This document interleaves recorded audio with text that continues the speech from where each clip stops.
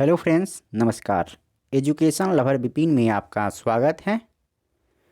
आज हम लोग इस वीडियो में एसएससी जीडी के ऑफिशियल पेपर का अध्ययन करेंगे।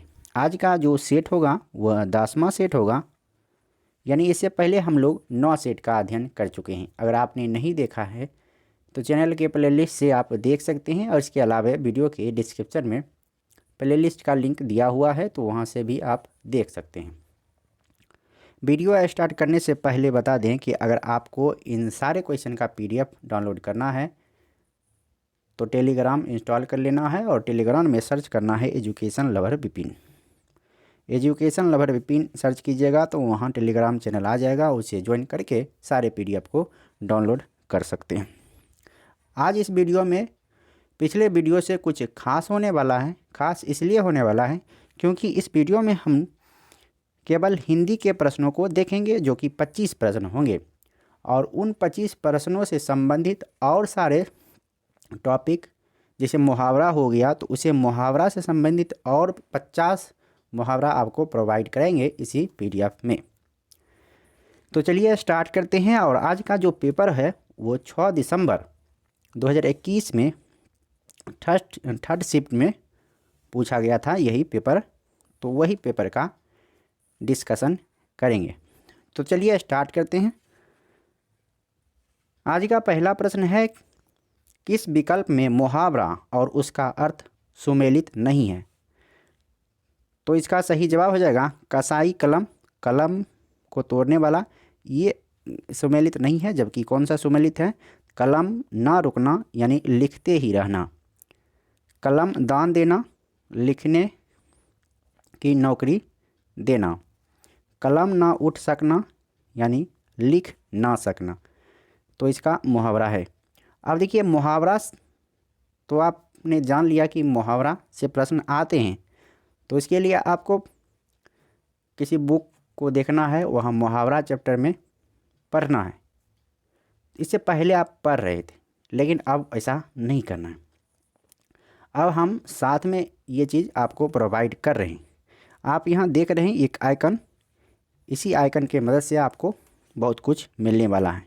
इस पर यदि हम टाइप करते हैं तो देखिए, इससे मुहावरा से संबंधित 50 मुहावरे और उनके अर्थ आपको मिल जाएगा। तो अब देखिए, यहाँ मुहावरे की परिभाषा भी दिया हुआ है कि मुहावरे किससे कहते हैं। उसके बाद अब प्रमुख मुहावरे और उनके अर्थ भी यहाँ दिया हुआ है। तो ये चीज़ सारे आपको पीडीएफ में मिल जाएगा। जैसे आँख का तारा बहुत प्यारा, आँखों में धूल डालना यानी धोखा देना। उसी तरह आपको यहाँ देख लीजिएगा, ईमान बेचना, विश्वास समाप्त करना। काला अक्षर भैंस बराबर, यानी बिल्कुल अनपढ़। खटाई में डालना, उलझन पैदा करना। तो इस तरह से 50 मुहावरा एक्स्ट्रा में आपको मिल रहा है, तो पीडीएफ से आप पढ़ सकते हैं। अगला प्रश्न है, निम्न प्रश्न में दिए गए 4 विकल्प में से उस विकल्प का चयन करें जो मुहावरे का सही अर्थ को व्यक्त करता है। देखिए, पहला भी प्रश्न मुहावरा से, दूसरा भी प्रश्न मुहावरा से। तो नमक हलाल का अर्थ होता है कृतज्ञ। नमक हलाल का क्या अर्थ होता है? कृतज्ञ होता है। उसके बाद अगला प्रश्न है, अब ये प्रश्न है, दिए गए वाक्यांश के लिए एक शब्द, यानी कि अनेक शब्दों के लिए एक शब्द से संबंधित प्रश्न है। तो जो बहुत जानता हो उसे क्या कहा जाता है? जो बहुत जानता हो उसे बहुग कहा जाता है। अब देखिए, इससे संबंधित और प्रश्न को, तो अनेक शब्दों के लिए एक शब्द का परिभाषा दिया है। उसके बाद देखिए कि 100 महत्वपूर्ण 100 अनेक शब्दों के लिए एक शब्द दिया गया है जो एग्जाम में बार बार पूछे जाते हैं। जैसे दूसरों पर भला करने वाला को कहा जाता है परोपकारी। करने के लिए कर्तव्य, जिस पर शक किया जा सके संदेहास्पद। आगे है जंगल की आग, दावानल। तो हम टोटल 100 तक को नहीं बोल सकते हैं क्योंकि वीडियो थोड़ा ज़्यादा लंबा हो जाएगा, तो आपको पीडीएफ से ये सभी पढ़ना है। बोलने की अच्छा विविच्छा, इतिहास से संबंधित ऐतिहासिक, उपकार करने वाला उपकारी, जिसके 10 सिर हों दशानन, आने वाला समय भविष्य, जो वर्णन से बाहर हो उसे कहते हैं अवर्णनीय। जानने की इच्छा रखने वाला जिज्ञासु, ईश्वर को नहीं मानने वाला नास्तिक, विष्णु का उपासक वैष्णव, सूर्य से संबंधित सौर, कभी नहीं टूटने वाला अटूट, जो बूढ़ा ना हो अजर, और जो खाली ना जाए उसे कहा जाता है अचूक। तो इस तरह से 100 आपने देख लिया अनेक शब्दों के लिए एक शब्द। अब आगे प्रश्न चौथे प्रश्न की ओर चलते हैं। यह है समानार्थी प्रश्न। कमल का समानार्थी शब्द कौन सा है? कमल का समानार्थी शब्द बताना है। कमल का समानार्थी शब्द होता है पयोज। तो अब देखिए समानार्थी शब्द से संबंधित शब्दों को देखते हैं। 100 समानार्थी शब्द। समानार्थी शब्द को पर्यायवाची भी शब्द कहते हैं। तो जैसे अग्नि का होता है आग, अनल, पावक, वही, ज्वाला, कृषाणु। तो आपको रटना नहीं है, 1-2 बार पीडीएफ से पढ़ लेना है, तो जैसे इसी में याद हो जाएगा। उसमें 4 ऑप्शन आते हैं, तो 4 में से एक ज़रूर छांट लीजिएगा जब 2-4 बार पीडीएफ को आप पढ़ लीजिएगा। तो जैसे असुर का दैत्य, दानव, राक्षस, निशाचर, रजनीचर, धनुज, अनाथ, यतीम, अभिजात को संभ्रांत, कुलीन, श्रेष्ठ, योग, अरण्य, जंगल, अटवी, विपिन। देख रहे हैं मेरा नाम आया है, तो जंगल का अर्थ होता है विपिन। अनुचर, इसी तरह आपको देख रहे हैं 100 आपको मिल जाएगा। कामदेव, काम, अनंग, मदन, मोहन, किनारा, तट, तीर, कूल, कृतज्ञ, आभारी, उपकृत, अनुगृहित, क्रोध, गुस्सा, रीस, अमर्ष, रोष, शेष, कोप, क्रोध, प्रतिघात। तो कमल का समानार्थी शब्द क्या हो जाता है? पयोज हो जाता है। अगला प्रश्न है सही वर्तनी वाले शब्द का चयन कीजिए। तो अब सही वर्तनी वाले शब्द का चयन करना है। तो इसमें कौन सा वर्तनी सही है? तो ये गलत है, ये गलत है, ये 2 दीर्घिकार, अक्षों, आकर, दीक्षा, ये सही होता है। तो अब देखिए वर्तनी वाले, शुद्ध वर्तनी वाले शब्द थोड़ा थोड़ा टूटी कहाँ पर होता है उससे संबंधित देख सकते हैं। इस तरह से आप सही कर सकते हैं। तो ये पूरा दिया हुआ है, तो एक बार पढ़ लीजिएगा तो आपको बहुत सारा चीज़ आइडिया लग जाएगा कि इस तरह से शब्द गलत होते हैं। जैसे यहाँ देखिए थोड़ा बारीकी में गलत हो जाता है। जैसे यहाँ पर देख रहे हैं अंगूर, अंगूर दिया है अंगूर, तो आंसर गोहरसुकार रो अंगूर, ये गलत है जबकि ये सही है। उसी तरह सूर्य, शांति, लड़ाई, मुनि, पौधा, पौधा को पौधा लिख दिया जाता है जबकि होता है पौधा। पत्नी में क्या होता है? दीर्घिकार होता है। देश में तालम स्व होता है। उसके बाद गणित, गणित में कौन न होता है? टबरगी न होता है गणित में। आहार, ठीक है, एक बार देखना है, रटना नहीं है, सिर्फ देखना है कि किस तरह से होता है। फिर अगले प्रश्न की ओर चलते हैं। क्वेश्चन नंबर 6, दिए गए शब्द के विलोम शब्द का चयन करें। तो अब देखिए विलोम शब्द से संबंधित प्रश्न है। इहलोक का विलोम शब्द होता है परलोक। जैसे दिन का विलोम शब्द हो जाएगा रात, ऊंचा का नीचा। तो इतना आसान नहीं पूछता है, तो इसलिए आपको कम से कम देख कर जाना है 1-2 बार। तो देखते हैं कि विलोम शब्द आपको ज़्यादा देखना है। तो विलोम शब्द कहते किसको हैं? तो यहाँ भी दिया हुआ है। विलोम शब्द का अर्थ होता है विपरीत या उल्टा शब्द, जिसे विपरार्थक शब्द भी कहते हैं। अब देखिए नीचा में 500 से ज़्यादा विलोम शब्द दिया हुआ है। इसमें हम 500, क्योंकि विलोम शब्द को आराम से अक्सर पूछा जाता है, तो इसलिए अधिक लिए हैं। इतना पढ़ लीजिएगा तो हो जाएगा। जैसे अर्थ का अनर्थ, अनाहुत, आहूत, अधः, अधिकतम, न्यूनतम, अर्जन, वर्जन, अधम, उत्तम, अग, अनग, अकाल, सुकल, अकाम, शुकाम, अति अल्प, अधिक अल्प, अग्रपस्य, अथ इति। फिर आ से संबंधित आहार, निराहार, आदर, शुष्क,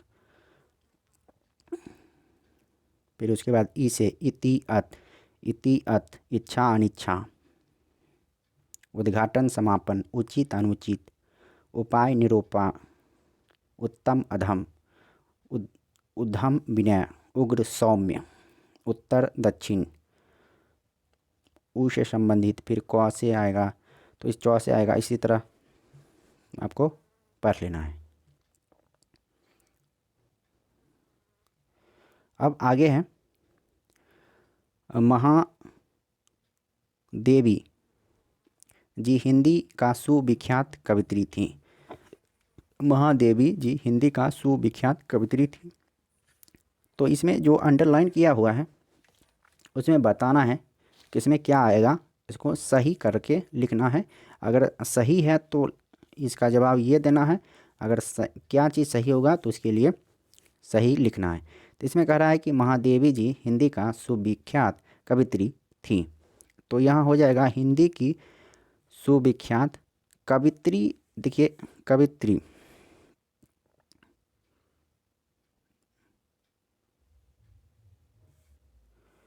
हिंदी, यहाँ देखिए हिंदी का लिखा है जबकि क्या होगा हिंदी की, तो ये यहाँ पर हो जाएगा हिंदी का सुविख्यात कवित्री थी, नहीं हिंदी की सुविख्यात कवित्री थी।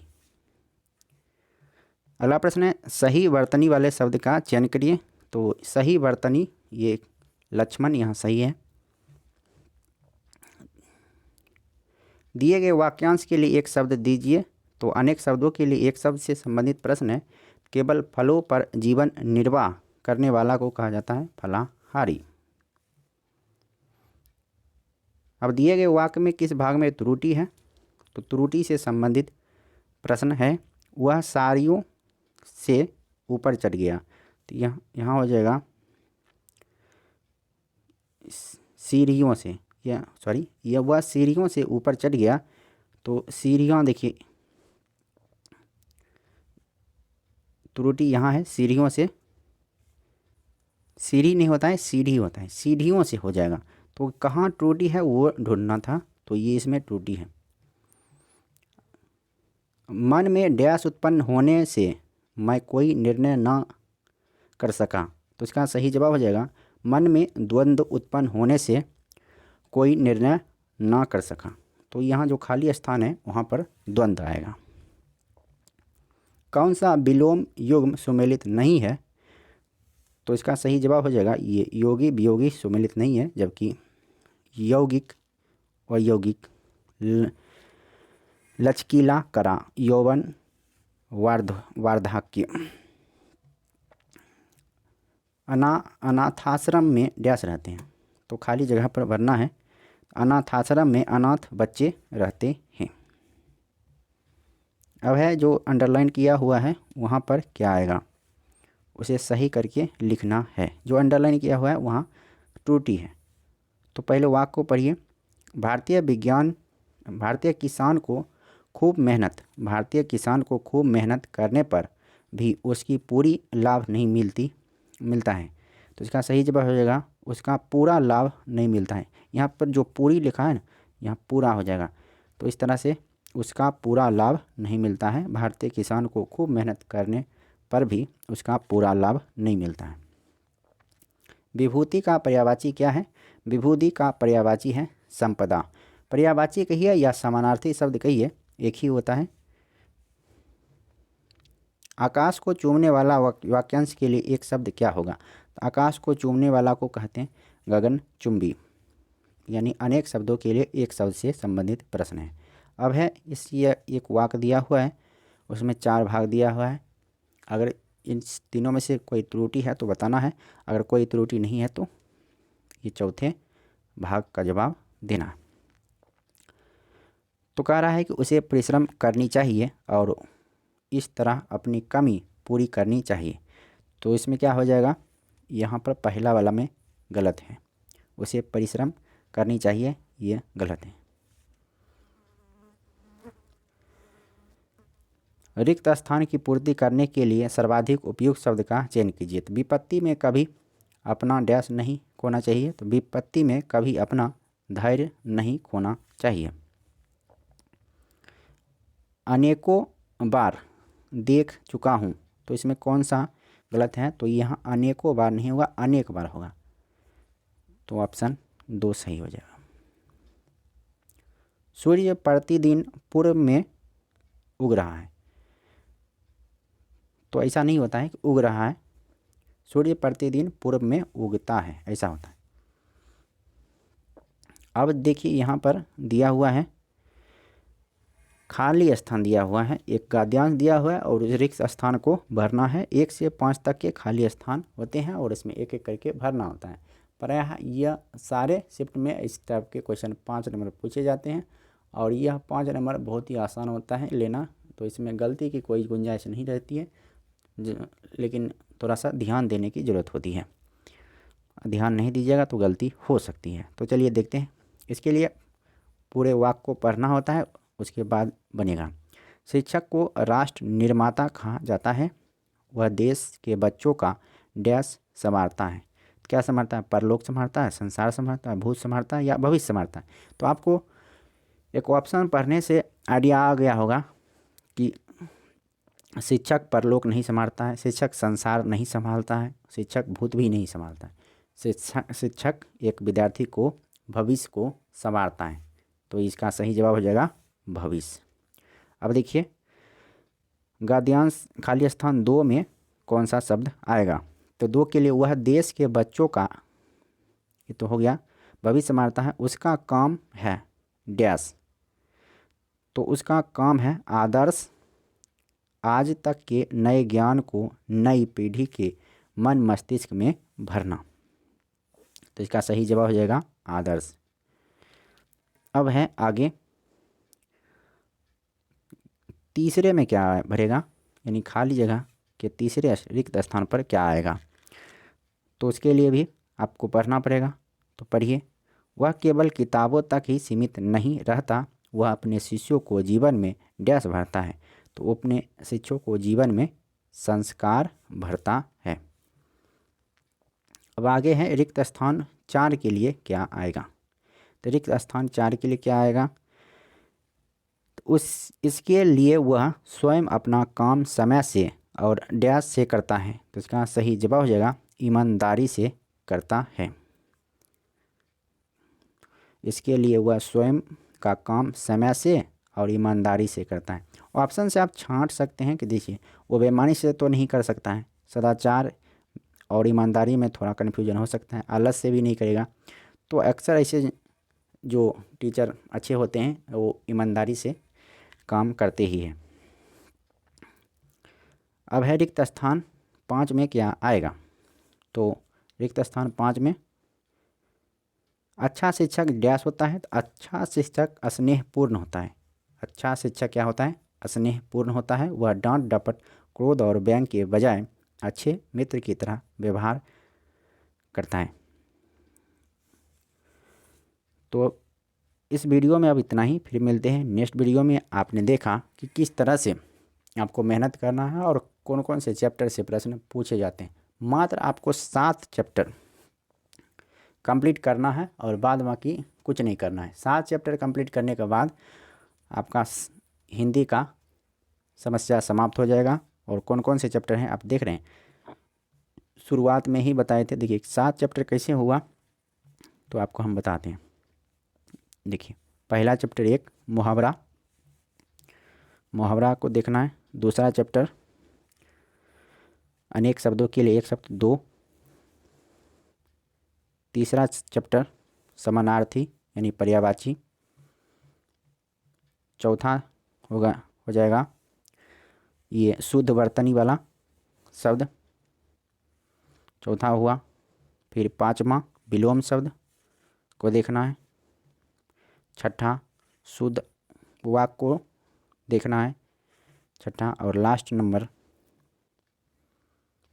नंबर इसमें भी वाक्य को सिद्ध करना है। तो इस तरह से आप 7 चैप्टर को कंप्लीट कर लेते हैं। 7 चैप्टर को अच्छे तरह से पढ़ लेते हैं, बार बार 2-4 बार पढ़ लेते हैं, तो आपका हिंदी में 25 में से आपको कम से कम 24 नंबर आराम से आ सकता है।